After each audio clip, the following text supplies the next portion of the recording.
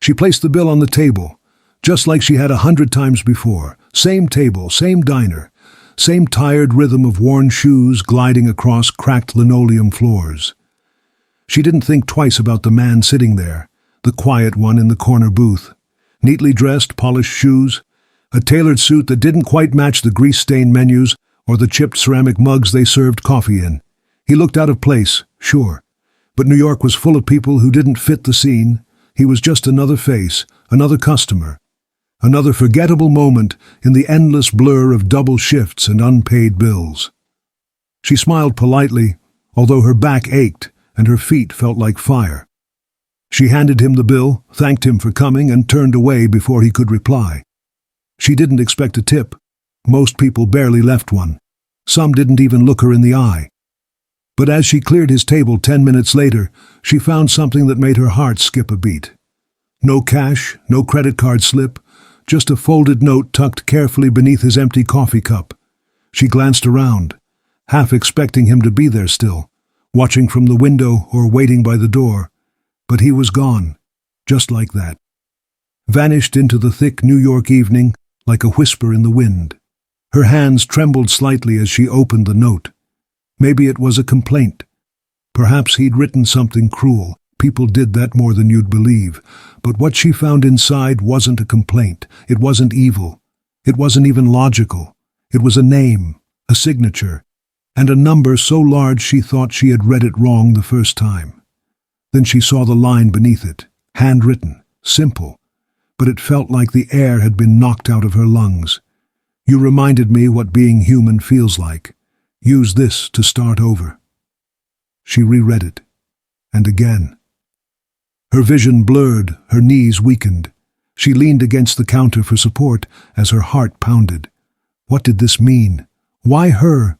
Who was this man? She clutched the note like it might disappear. Her manager was calling her from the kitchen. Customers were waving for checks, but the world had gone silent. Her mind was a storm. You see, she didn't know the truth. Not yet. She didn't know the man she just served a slice of pie and bottomless coffee to wasn't just rich. He wasn't just powerful. He was Andrew Hale, one of the most influential and private billionaires in the country. He owned not just properties and companies, but also the very restaurant she worked in, and he had been watching her. Quietly, intentionally, for weeks, sitting in that same booth, observing her kindness, her grace, her strength, even when no one else noticed. He had come searching for something that couldn't be bought, something real, something pure, and he found it in her. This isn't just a story about money. It's not about business or fame or flashy gestures. This is a story about compassion, about the invisible people who do good when no one's watching, about a moment that changed everything. And if you think you know how this ends, think again, because what he did next would not only shatter her understanding of reality, it would transform her life in a way that made headlines, warmed hearts, and reminded millions of what truly matters. This is the kind of story you don't just hear. It's the kind you feel, right down to your bones. So if you've ever wondered whether kindness matters, if you've ever hoped that someone somewhere still sees the good in others, if you've ever believed that fate has a way of showing up when you least expect it, don't blink, don't scroll, and don't go anywhere.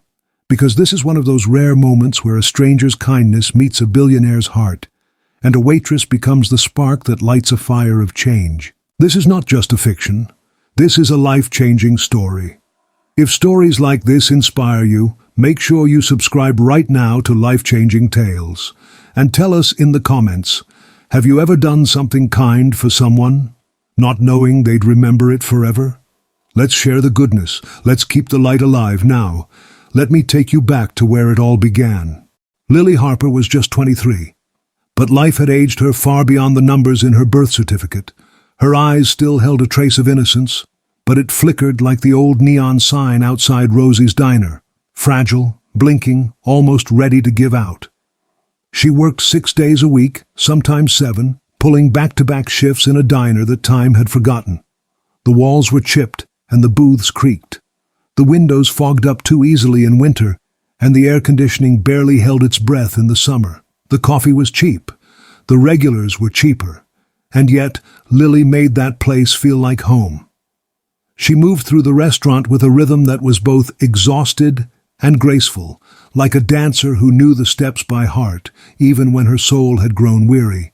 Her name tag was always crooked, her apron stained with coffee, syrup, and 100 thankless hours. But her smile, that never faded. Not for the rude customers who snapped their fingers instead of speaking.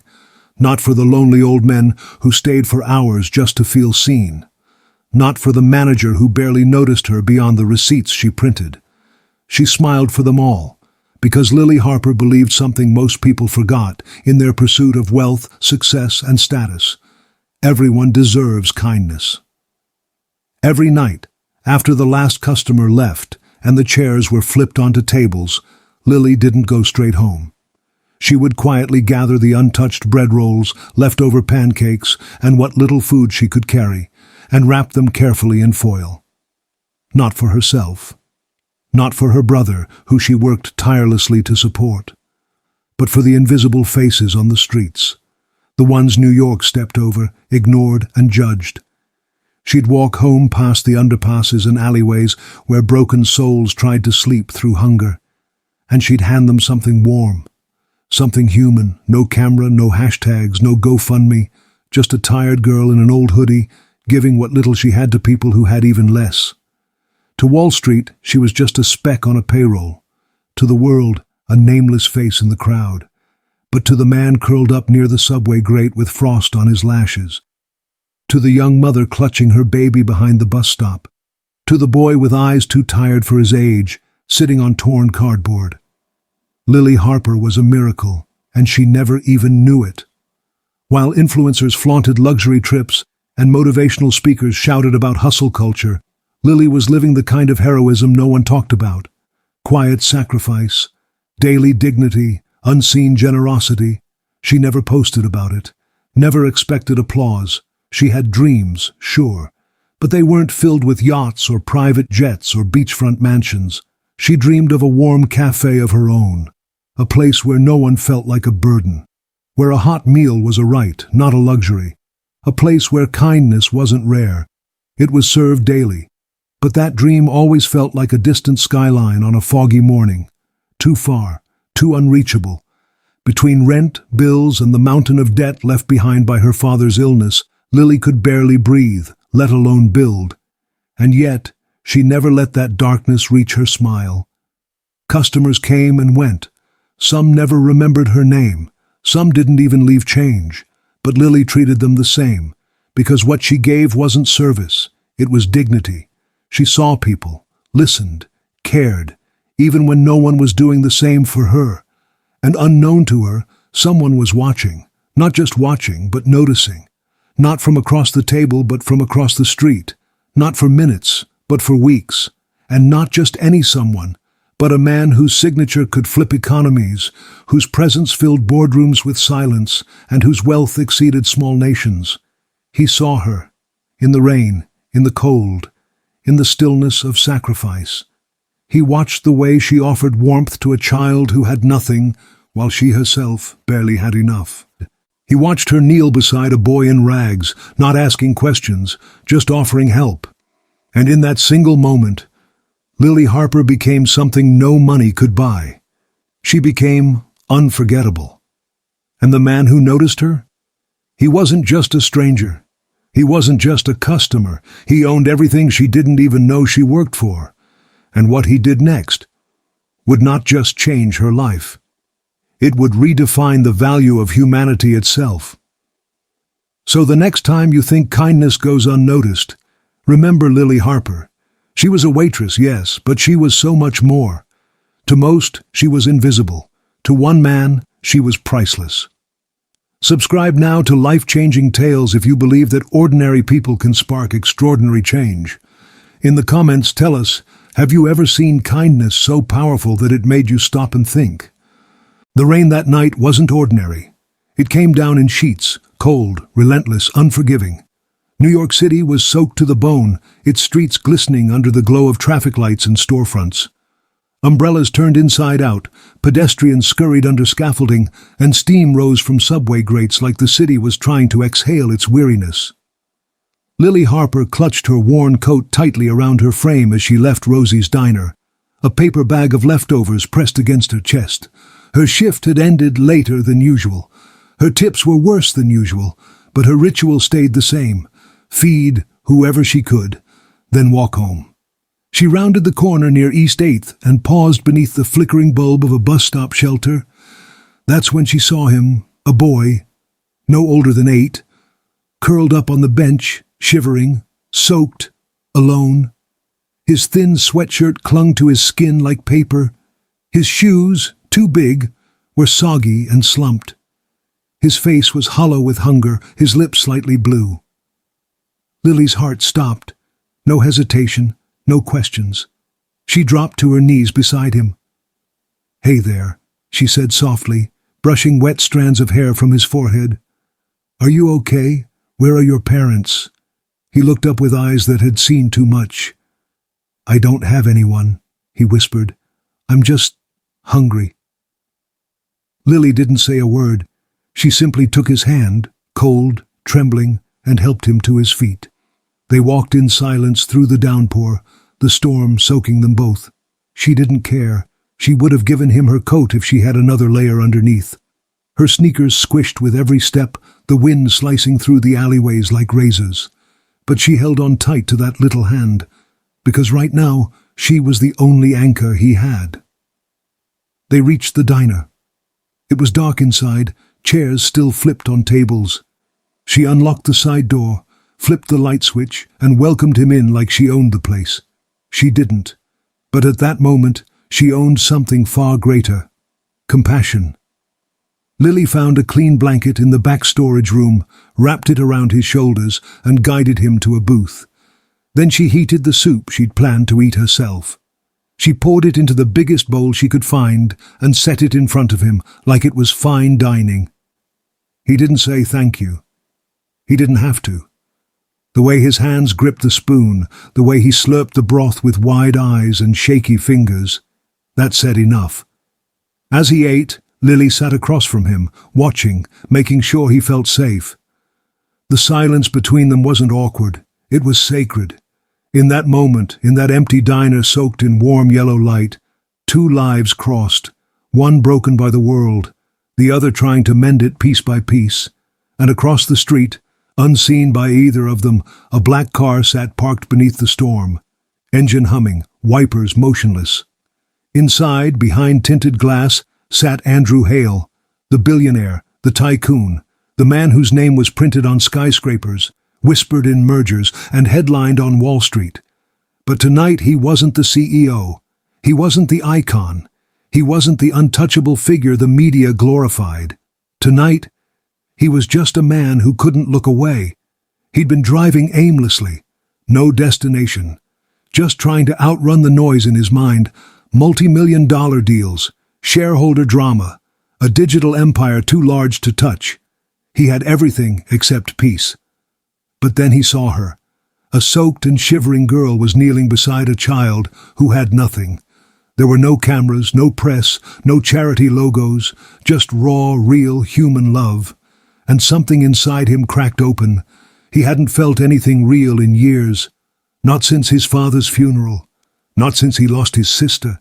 Not since he learned that money could fix systems, but not souls. But here on a random Tuesday night, in a forgotten corner of the city, he witnessed something no stock portfolio could offer.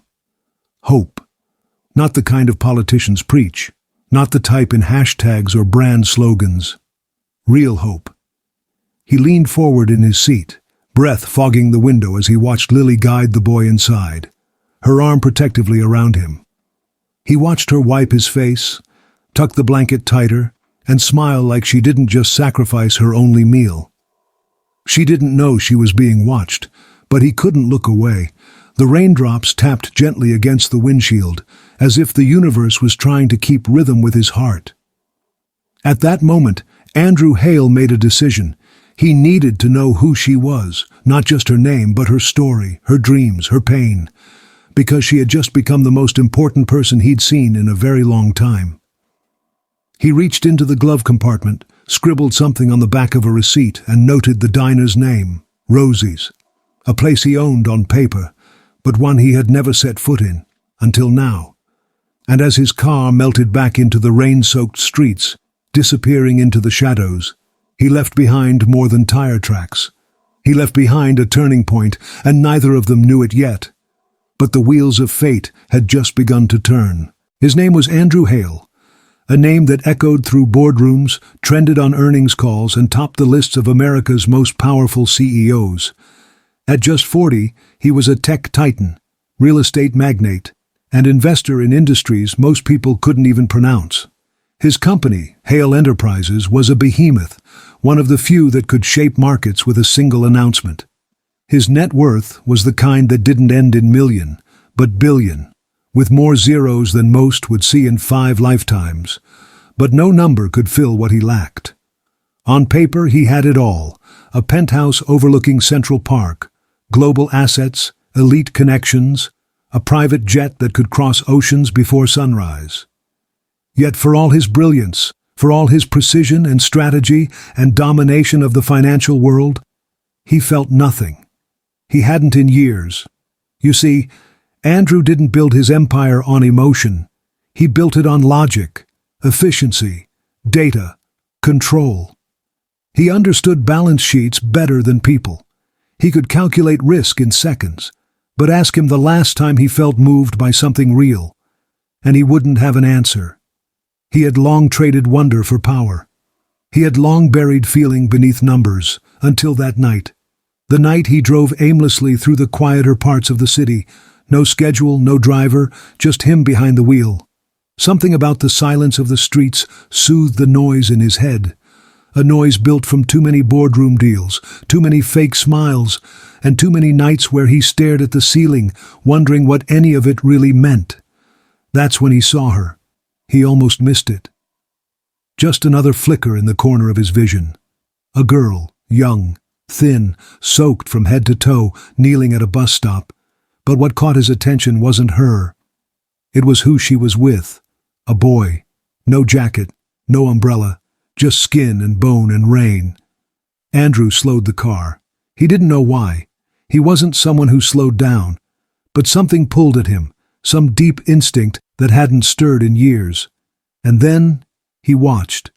She knelt beside the boy, not flinching from the rain. She took his hand like he was family, led him away like he mattered. And as she pushed open the back door of that little diner, his diner, though she didn't know it, and let him in, Andrew felt something unfamiliar claw at his chest. Emotion. It didn't rush in like a wave. It cracked through like ice under strain. She didn't hesitate. She didn't perform. She just did the right thing, as if it were normal. As if kindness were second nature. It was as if people like her still existed in a world that worshipped speed, greed, and screens. He sat there, frozen, a billionaire, watching a waitress become a mother, a sister, a savior, all in less than 5 minutes. She didn't have power. She didn't have money. She didn't even have dry clothes. But she had something he couldn't buy, something his wealth couldn't replicate.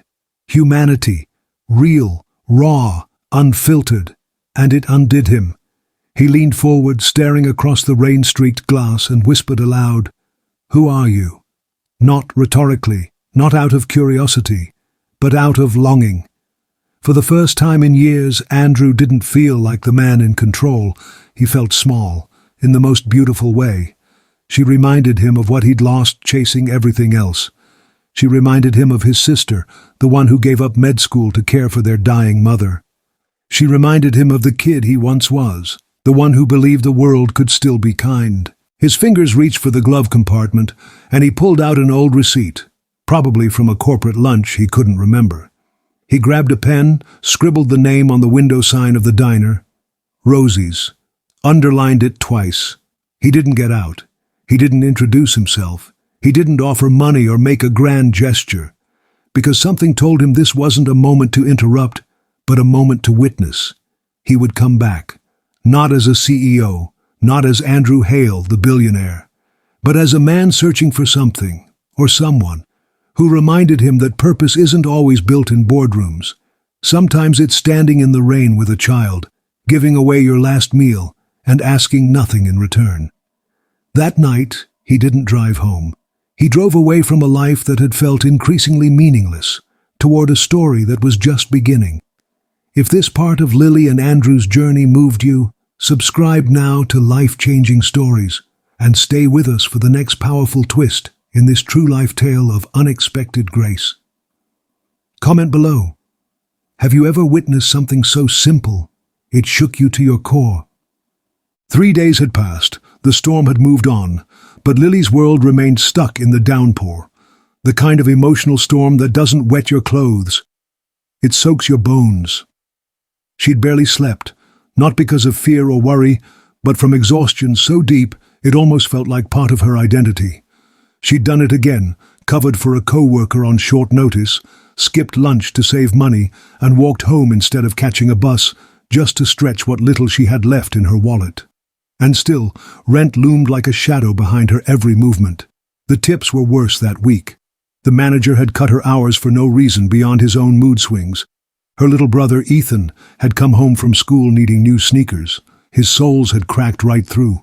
She told him they'd fix it. She always did. She always fixed it, even when it cost her. The memory of the boy in the rain had started to fade, not because she didn't care, but because Lily didn't have the luxury of holding on to moments. She had to keep moving. Survival doesn't pause for sentiment. It was around midday, and Rosie's was full, or as full as it ever got. Old regulars nursed black coffee and complained about politics. A mother soothed a crying baby while picking at cold pancakes. Lily floated between tables like a tired but graceful ghost, scribbling orders, refilling mugs, and apologizing for things that weren't her fault. Then the bell above the door chimed, and the world tilted, just a little. He stepped in like he didn't belong, because he didn't. Not here. Not in this corner of the city where dreams came to dry out. A tall man in a slate-gray tailored suit that fit like it had been sewn in silence. His coat didn't drip. It repelled the grime of the streets. His shoes didn't scuff the floor. They commanded it. His eyes were sharp, blue, and unsettling in the way they scanned the room, like they didn't just look, they calculated. Lily didn't flinch. She greeted him with the same tired smile she offered every stranger. "Welcome to Rosie's," she said, tucking a pen behind her ear. "Sit anywhere you like." He nodded once, then chose the corner booth. The same one from the rain.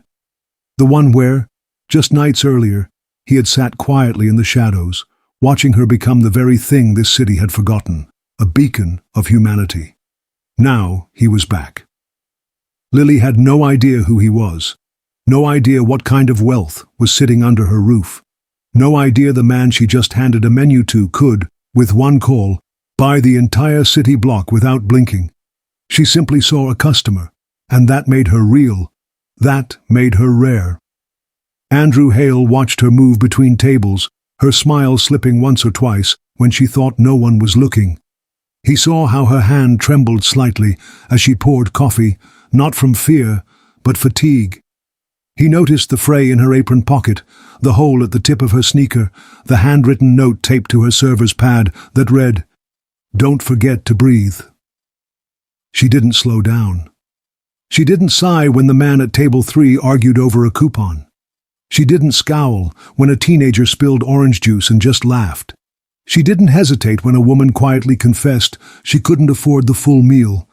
And Lily returned 5 minutes later, saying the kitchen had made too much, and offered her a plate on the house. Andrew watched all of it, every detail, every interaction, every tiny decision. And what he saw wasn't just service, it was soul. She was sunshine in a windowless room. He realized then that he hadn't been wrong that night in the car. She hadn't performed kindness, she embodied it. She gave dignity in portions larger than any meal on the menu. She made people feel human when the world had taught them to disappear. And it moved him. It unsettled him.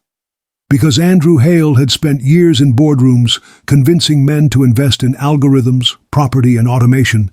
He had built systems designed to replace people and make processes efficient. And yet, here sat a young woman earning less in a week than his company made in a minute, and she was outperforming the entire system by simply caring. She brought a sense of worth into that diner, a rare currency that no economy measures, and Andrew didn't know what to do with that. When she finally made it to his table, she gave him the same warmth she gave everyone else, even if her smile now was edged with curiosity. "What can I get you?" she asked, flipping open her notepad. He looked at her, really looked, and for a second forgot the script he'd rehearsed, the line he had planned. The carefully worded opener meant to close the distance between a billionaire and a waitress. But all he said was, "I'll take whatever you recommend." She blinked, a little caught off guard, then smiled, genuine, effortless. "We've got a great turkey club," she said, "and the coffee's fresh." He nodded. "Perfect." She turned to leave but paused. "You sure I haven't served you before?" He smiled lightly. "Maybe." But inside, he felt something he hadn't felt in years. Connection. A sense that this woman, without knowing his name, his legacy, and the weight of his empire, had already changed something in him, and he wasn't sure if he was ready for what that meant. But one thing was certain. He had come back for a reason. The lunch rush had slowed. Lily wiped the sweat from her brow with the back of her hand and glanced over at the corner booth. He was gone. Just like that. No goodbye. No comment on the meal. Just a silent exit, like a shadow that had never fully arrived. She didn't even notice him leaving. One moment he was there, his quiet presence somehow steadying. The next, vanished, swallowed by the churn of everyday life. She approached the booth like she always did, ready to clear the plate, wipe the table, reset the silverware. Just routine. But then, she noticed the envelope. It was plain. No name, no brand, no business card tucked inside. Just a simple white envelope sealed and slid just under the rim of the plate. For a moment she froze, her hands hesitated, hovering above it. Something about it felt deliberate, too intentional to ignore. Her heartbeat thudded in her ears as she slowly peeled the flap open and pulled out what was inside. And then her world stopped. A check, not a tip, not cash, but a check made out to her name, crisp, clean, real, for $50,000. She blinked, then blinked again. Surely this was a joke, a mistake, a hallucination born of sleep deprivation and too much cheap coffee. But there it was, signed in bold ink, and beneath it a note, handwritten, neat, elegant, every stroke filled with purpose. "Your kindness inspired me. Build your future. A grateful stranger." She couldn't breathe. $50,000. That was more than she made in 2 years, more than she could imagine holding in her hands, more than enough to pay off her father's lingering hospital bills, cover rent for a year, buy Ethan those sneakers, and maybe, just maybe, spark that dream cafe she scribbled in the margins of her notebook every night before bed. She looked up. Her eyes scanned the windows, the door. She bolted outside. The sidewalk buzzed with lunchtime chaos. Cars honked. Feet splashed through puddles. But the black car, the one she now realized had been there before, was nowhere in sight. No trace, no taillight disappearing around the corner, nothing. He was gone. And he'd left no breadcrumbs, no contact, no name. Just the check and the message. Build your future. Lily clutched the envelope to her chest, the paper trembling in her hands. It didn't feel real. Her fingers ran over the ink again and again, as if touch could confirm truth. A check like this wasn't just generous. It was life-altering. It was dangerous even. Because hope, for someone like Lily, was often a fragile thing. The kind of thing that cracked under pressure if it turned out to be false. She wanted to run after him, to give it back, to ask why, to tell him he'd made a mistake. that she wasn't anyone special, just a waitress doing what felt right.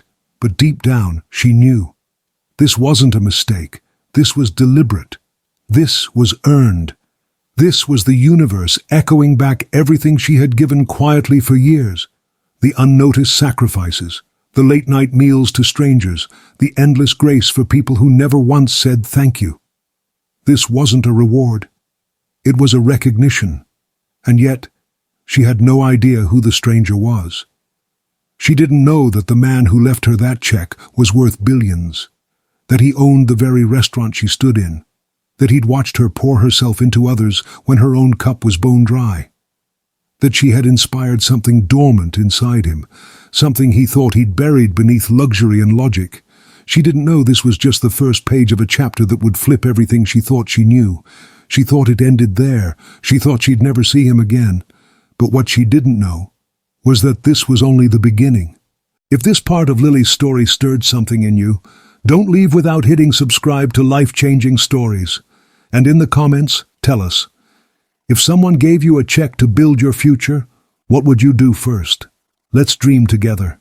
Let's believe again. A week passed, 7 slow, surreal days where everything changed and nothing changed at all. Lily used part of the check, just enough to breathe again. She cleared out the hospital debt that had hung over her family like a storm cloud. She bought her little brother new shoes, not the cheapest ones, but the kind that wouldn't fall apart in a month. She stocked the fridge with groceries, replaced her cracked phone screen, and paid next month's rent in advance. The rest of the money?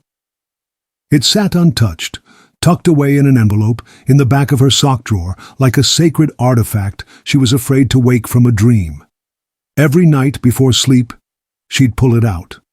Not to spend it, but to look at it. The check, the note, the words that had burrowed into her like seeds. Your kindness inspired me. Build your future. A grateful stranger.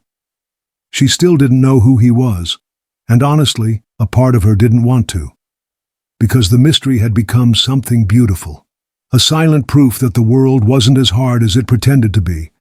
But fate doesn't let stories rest in mystery forever. It was a Thursday. Gray skies again, like déjà vu in the clouds. The lunch crowd at Rosie's was thin. Lily was cleaning the counter when she heard it. The engine, smooth, deep, familiar. She looked up.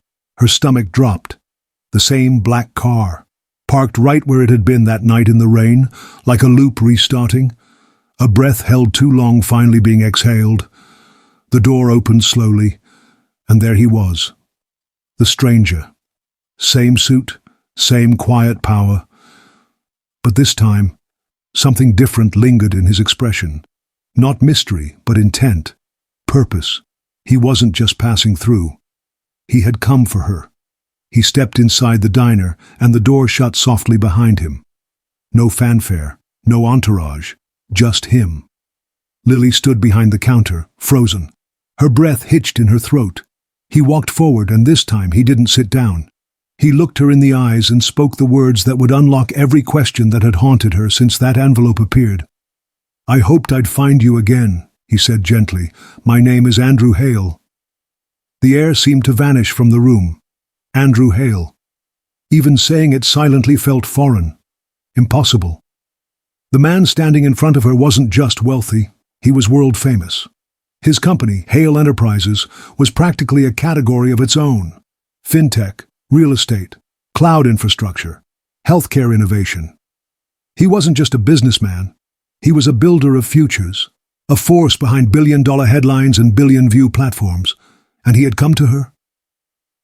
I don't understand, she whispered. Andrew smiled, not with pride, but with something softer, something more human. That night, he said, in the rain, I saw you. Her lips parted. She didn't speak, couldn't. You didn't know anyone was watching. You weren't doing it for recognition. You weren't even thinking about yourself. You saw a boy who needed help, and you moved, instinctively, with nothing to gain. I've built empires, he continued, voice low but steady. I've sat in rooms with presidents, I've closed deals that reshaped entire industries. But I couldn't remember the last time I saw something real. He took a breath, like this confession cost him more than money ever had. You reminded me what real wealth is, Lily. And it's not numbers. It's not assets. It's heart. It's grace. It's doing the right thing when no one's watching. Tears threatened her vision, but she blinked them away. The envelope felt heavier than it should have, not in weight but in meaning. Lily stared at it in Andrew's hand, still trying to catch up to the moment. The man who had changed everything with a single check was now standing in front of her again, not with cash, not with flowers, not with a thank you card or a photo op, but with something far more permanent. Something final. Go ahead, he said softly. Open it. She hesitated. She didn't reach for it like someone eager for a gift. She reached like someone afraid they might break what's inside. With trembling fingers, she slid her thumb under the flap and peeled it open. Her breath caught. Inside was not another check. It was paperwork, official, stamped, signed, a deed, to a small cafe, downtown, paid in full. Ownership, title, utilities, zoning clearance, all tied up in her name. Lily couldn't speak. It was the kind of thing she had dreamed of for years. Quietly, secretly, scribbled on the back of order pads and napkins during night shifts. A little cafe with warm lights, worn books, second chances. A place where anyone, homeless, lonely, forgotten, could walk in, sit down, and feel like they mattered. She had even named it in her imagination, Second Cup, and because everyone deserved one. A second cup of coffee, a second try, a second chance at life. And now, here it was, not a fantasy, not a sketch, not a someday, real, in her hands. She looked up at him, tears pooling in her eyes. I can't take this, she whispered. This is too much. Andrew shook his head, calm, unwavering. It's not charity, he said. I don't do charity. She blinked. He stepped closer. This isn't about what I'm giving you. It's about what you've already given the world. You just didn't know anyone noticed. She opened her mouth to argue again, but he raised a hand gently.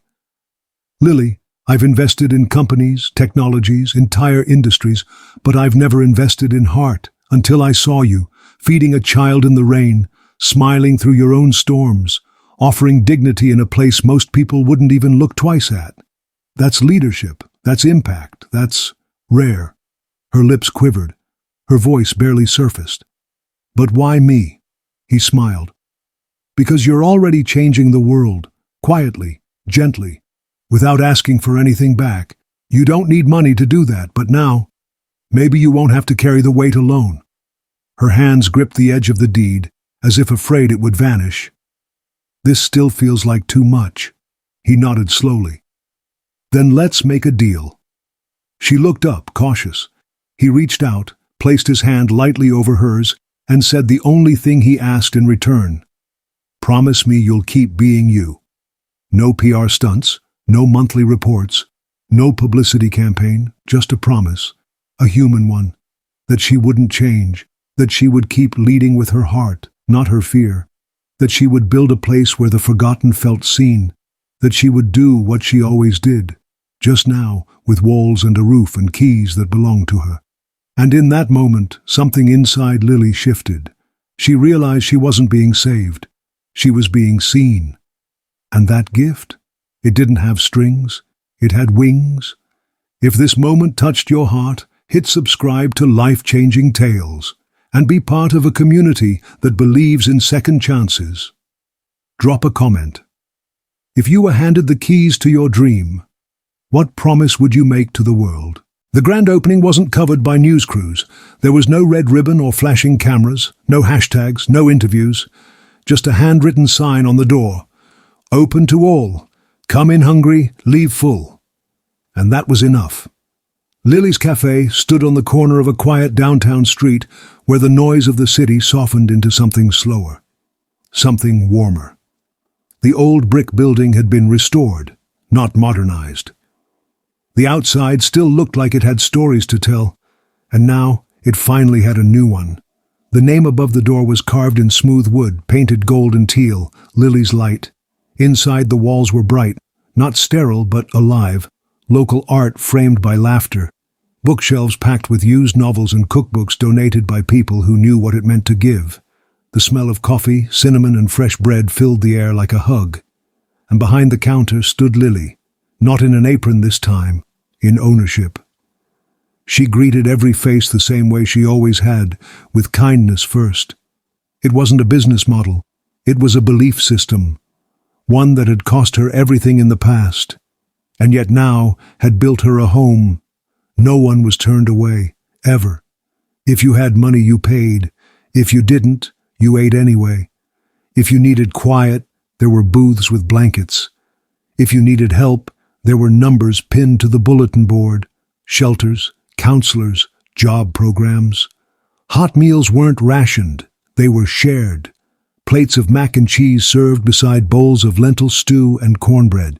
Each one delivered with something most people hadn't received in a long time: eye contact and dignity. And the staff. Half of them were people no one would have hired elsewhere, recovering addicts, formerly homeless, single parents with gaps on their resumes. But here, they were part of something, and they knew it. In the far left corner, just below a string of warm fairy lights, hung a photograph. A little boy. Clean, smiling, cradling a soccer ball in his arms. The same boy from the bus stop. Adopted now. Healthy. Safe. He visited the cafe sometimes. He called Lily his hero. But if you asked her, she'd say she was just a woman with a spoon and a little faith. Andrew Hale visited too. Not often. Not to be recognized. Not to be thanked. He came quietly, always sat in the same booth, always ordered black coffee and banana bread. And every time he left, he tucked a folded bill under the plate with a note that simply read, "Keep going." And she did. Because Lily understood something few ever grasp. Success isn't measured in dollars. It's measured in impact, in full stomachs, in safe places, in second chances, in lives touched without expectation. And Andrew? He thought he was just a billionaire. He thought he was coming to lift someone else out of the storm, but in truth, she lifted him first. She reminded him what money was for. She reminded him how to feel again.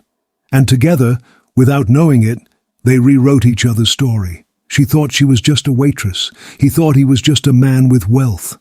But they were both starving, one for stability, the other for soul. And kindness. Kindness was the bridge that fed them both. Not with riches, not with fame, but with meaning. And in the end, that's the richest anyone could ever be. She never asked for recognition. She never chased attention. She never once imagined that feeding a cold, hungry child on a rainy night would be the spark that lit the fuse of something bigger than she'd ever dared to dream. And yet, here we are. A cafe stands where despair once sat. A billionaire remembers what compassion feels like. A community breathes easier because one woman decided that kindness didn't need an audience. And the truth? The truth is, this kind of story isn't fiction. It's not a fairy tale. It's not some perfectly packaged fable designed for clicks. It's real. It's raw. It's human. It reminds us that the smallest moment, a meal, a smile, a warm blanket, can echo into eternity. That you don't need money to make an impact. You don't need a platform to be powerful. You just need heart. We live in a world that's obsessed with more. More success. More speed. More followers. But maybe what we need is more moments like Lily's. Moments where someone stops, even when they're tired, even when they're broke, to say, "I see you. You matter." Maybe what we need are more people like Andrew too. People willing to trade spreadsheets for soul, to remember that legacy isn't written in net worth, but in names we whisper long after the headlines fade. So let me ask you something. Have you ever helped someone, not knowing it would change your life? Have you ever given when you had little, only to realize you'd received something priceless in return? Tell us your story in the comments. Let this space be more than a feed. Let it be a fireplace, where real stories are told, where hope is passed down like heirlooms, and where kindness isn't just celebrated, it's continued. Because if this story touched your heart, if you felt something in your chest while listening, if you believe that goodness still matters in a world that often forgets, then don't just scroll away. Hit subscribe to Life-Changing Tales, where truth meets transformation and where people like you help keep the light alive. We're not just telling stories here. We're keeping hope alive. One life at a time, one moment at a time, one act of kindness at a time.